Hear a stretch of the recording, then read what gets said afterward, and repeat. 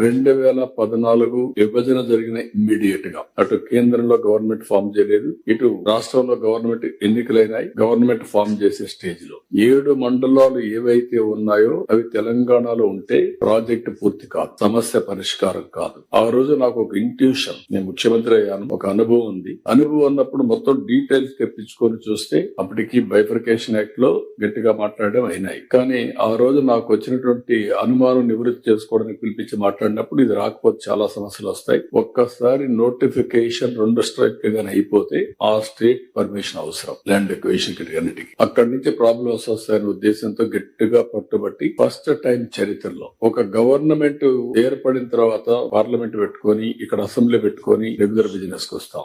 Before parliament సమావేశాల కంటే ముందు ఒక ఆర్డినెన్స్ ఇష్యూ చేసి, పార్లమెంట్ పెడితే ఆర్డినెన్స్ కాబట్టి ఆర్డినెన్స్ ఇష్యూ చేసి ప్రెసిడెంట్ ఆఫ్ ఇండియాని కన్విన్స్ చేసి, ప్రెసిడెంట్ ఆఫ్ ఇండియా రిఫ్యూజ్ చేశాడు అనుకోండి, రేపే కదా మీరు ముందు పార్లమెంట్ పెట్టుకొని అక్కడ పాస్ చేసుకోమంటే అంత లోపల నోటిఫికేషన్ అయిపోతుంది. There is a dead line June 2nd.